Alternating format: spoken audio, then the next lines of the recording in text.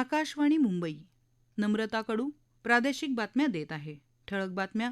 संसद अधिवेशनाच्या पार्श्वभूमीवर सरकारने बोलवलेल्या सर्वपक्षीय बैठकीतून विरोधकांचा सभात्याग.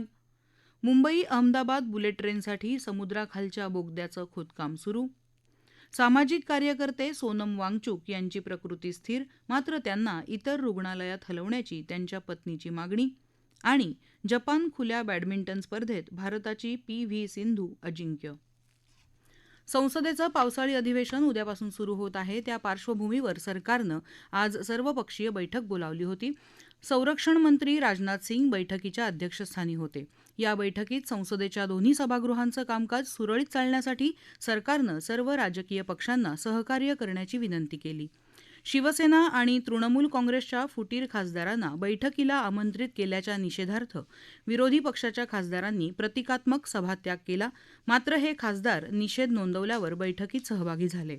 संजय जाधव, संजय दिना पाटील, संजय देशमुख, नागेश पाटील आष्टीकर, ओमराजे निंबाळकर आणि भाऊसाहेब वाकचौरे या 6 खासदारांच्या शिवसेना पक्षप्रवेशाला लोकसभेचे सभापती ओम बिर्ला यांनी मंजुरी दिली आहे.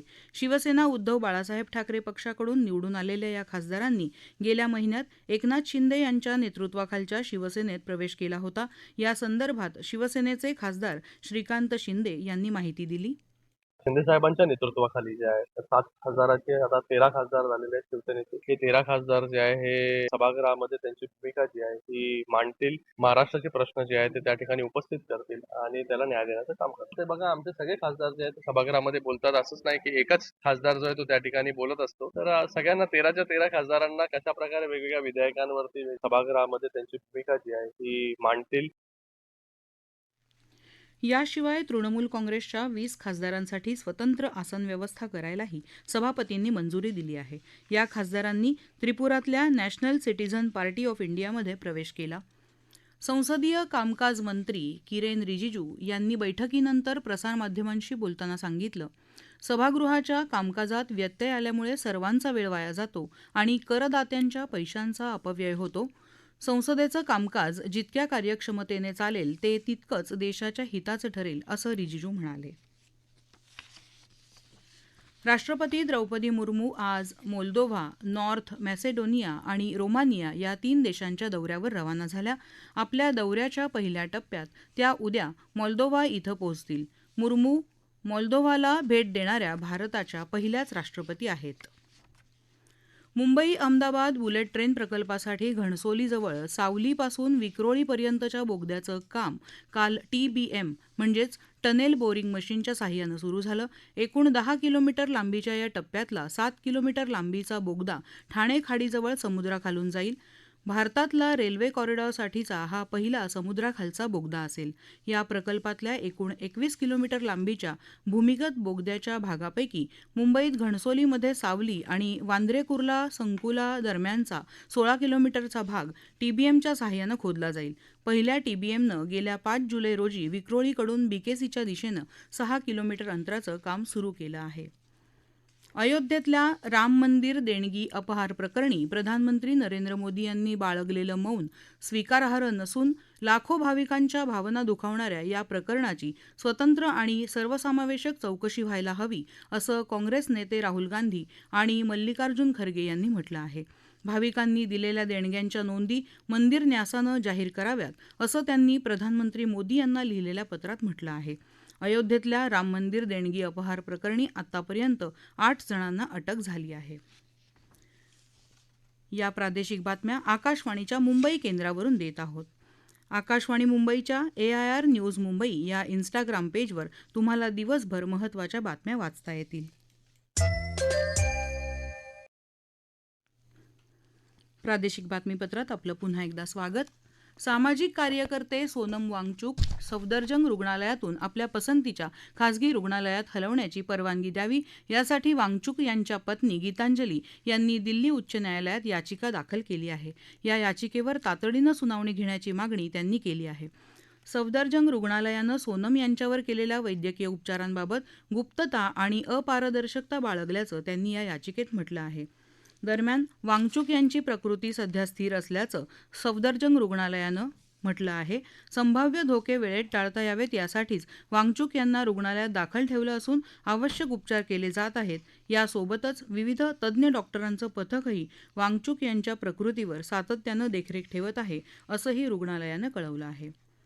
ज्येष्ठ सामाजिक कार्यकर्ते सोनम वांगचुक यांच्या दिल्लीतल्या आंदोलनाला पाठिंबा दर्शवण्यासाठी आज गडचिरोली इथं निर्माण संघटनेच्या वतीनं विद्यार्थ्यांनी शांततापूर्ण आंदोलन केलं.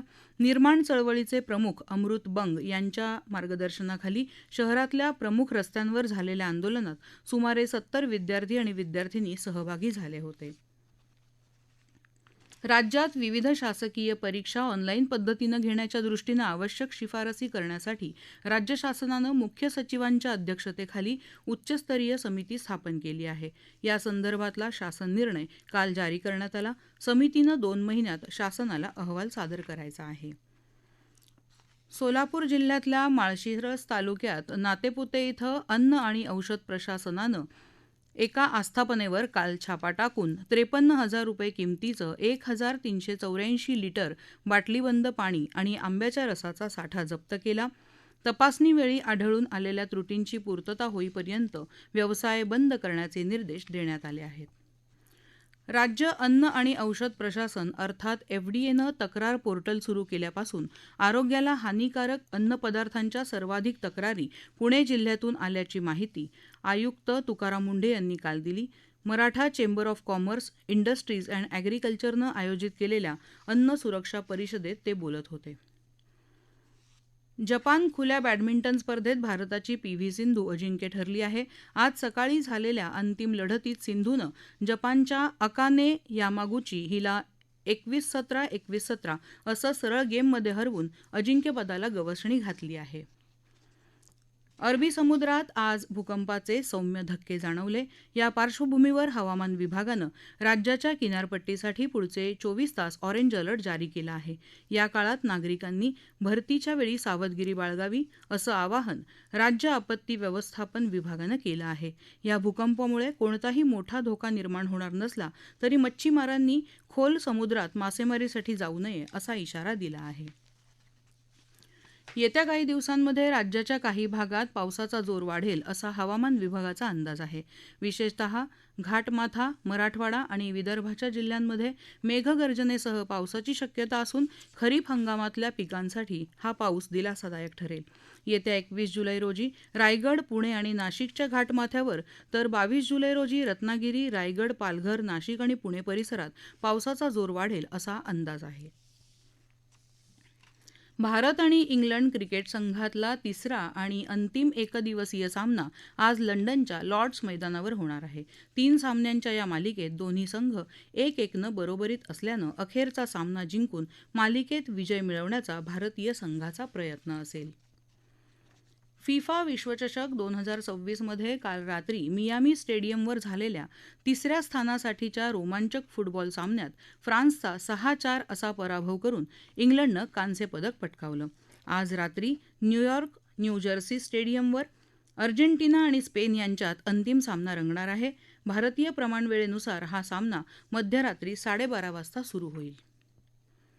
जम्मू काश्मीरमधल्या अमरनाथ आणि माता वैष्णोदेवी यात्रा खराब हवामानामुळे तात्पुरत्या स्थगित करण्यात आल्या आहेत. हवामान आणि यात्रामार्गाच्या सुरक्षिततेचा अंदाज घेतल्यावर यात्रा पुन्हा सुरू केली जाईल अशी माहिती प्रशासनानं दिली. पिथौरागड जिल्ह्यात सुरू असलेल्या मुसळधार पावसामुळे कैलास मानसरोवर यात्रा मार्ग दुसऱ्या दिवशीही बंद ठेवण्यात आला. यात्रेकरूंच्या विविध तुकड्यांना वेगवेगळ्या मुक्कामस्थळी थांबवण्यात आलं आहे. सीबीएसईच्या इयत्ता 10वीच्या दुसऱ्या बोर्ड परीक्षेचा निकाल जाहीर झाला असून डिजी लॉकर रिझल्ट्स पोर्टलद्वारे विद्यार्थ्यांना त्यांचे निकाल पाहता येतील. यंदाच्या मुख्य आणि दुसऱ्या बोर्ड परीक्षेचे निकाल एकत्रित केल्यानंतर एकूण उत्तीर्णांचं प्रमाण 96.78% झाल्याचं सीबीएसईनं म्हटलं आहे. ठळक बातम्या पुन्हा एकदा. संसद अधिवेशनाच्या पार्श्वभूमीवर सरकारने बोलवलेल्या सर्वपक्षीय बैठकीतून विरोधकांचा सभात्याग.